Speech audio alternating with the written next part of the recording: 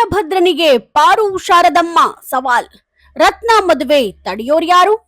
G ವಾಹಿನಿಯಲ್ಲಿ ಪ್ರಸಾರ ಆಗುತ್ತಿರೋ ಅಣ್ಣಯ್ಯ ಸೀರಿಯಲ್ನಲ್ಲಿ ಸಖತ್ ಇಂಟ್ರೆಸ್ಟಿಂಗ್ ಆಗಿರೋ ಎಪಿಸೋಡ್ಗಳು ಟೆಲಿಕಾಸ್ಟ್ ಆಗ್ತಿವೆ. ಹೇಗಾದ್ರೂ ಮಾಡಿ ಶಾರದಮ್ಮಳನ್ನ ಊರ್ ಬಿಟ್ಟು ಓಡಿಸ್ಬೇಕು ಅಂತ ವೀರಭದ್ರ ಅಂದುಕೊಂಡಿರೋ ಪ್ಲಾನ್ಗಳೆಲ್ಲವೂ ಆತನಿಗೆ ಉಲ್ಟಾ ಹೊಡೆಯುತ್ತಿವೆ.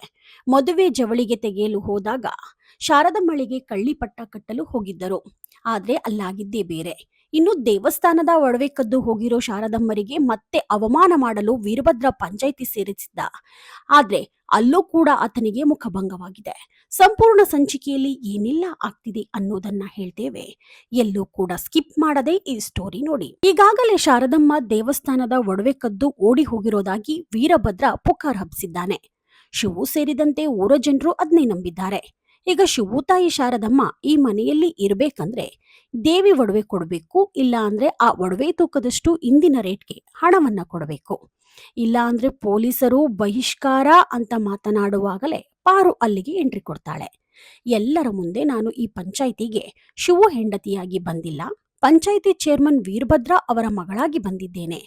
ಯಾಕೆ ಲೇಟಾಗಿ ಬಂದೆ ಅಂದ್ರೆ ನಾನು ನಮ್ಮ ತಂದೆಗೆ ಒಳ್ಳೇದಾಗ್ಲಿ ಅಂತ ದೇವಸ್ಥಾನಕ್ಕೆ ಹೋಗಿ ಪೂಜೆ ಮಾಡಿಸ್ಕೊಂಡು ಬಂದೆ ಅಂತ ಹೇಳಿ ತಂದೆ ಹಣೆಗೆ ದೇವರ ಕುಂಕುಮ ಹಚ್ಚಿ ಕಿವಿಯಲ್ಲಿ ಶಾಕ್ ಆಗುವಂತೆ ಮಾತನಾಡ್ತಾಳೆ.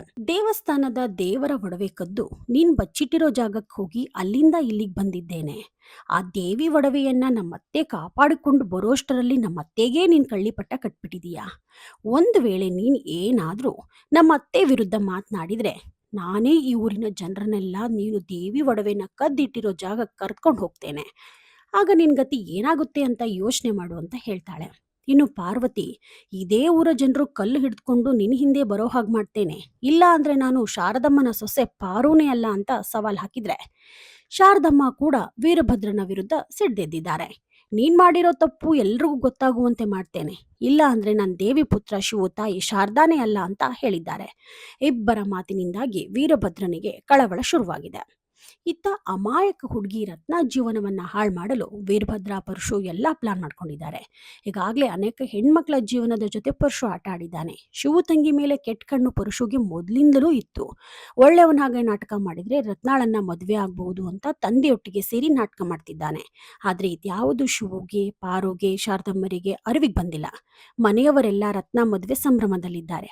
ಸದ್ಯ ಟೆಲಿಕಾಸ್ಟ್ ಆಗಿರೋ ಪ್ರೋಮೋದಲ್ಲಿ ಕತೆಗೆ ರೋಚಕ ಟ್ವಿಸ್ಟ್ ನೀಡಲಾಗಿದ್ದು, ಮದುವೆ ಟೈಮ್ನಲ್ಲಿ ಪುಟ್ಟ ಬಾಲಕನೊಬ್ಬ ಪರಶುವನ್ನ ಅಪ್ಪ ಅಂತ ತಪ್ಕೊಂಡಿದ್ದಾನೆ.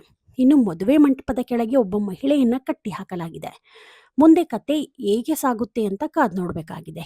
ರತ್ನ ಮದುವೆ ನಡೆಯೋದಿಲ್ವಾ ಅನ್ನೋದು ಕುತೂಹಲಕ್ಕೆ ಕಾರಣವಾಗಿದೆ. ನೀವಿನ್ನೂ the news peg YouTube channel subscribe ಆಗಿಲ್ಲ ಅಂದರೆ ಕೂಡಲೇ ಸಬ್ಸ್ಕ್ರೈಬ್ ಆಗಿ. ಲೇಟೆಸ್ಟ್ ಹಾಗೂ ಅಪ್ಡೇಟ್ ಸುದ್ದಿಗಾಗಿ ನೋಡ್ತಾ ಇರಿ the news peg YouTube channel. Roopa Vishwas, the news peg, Davanagere.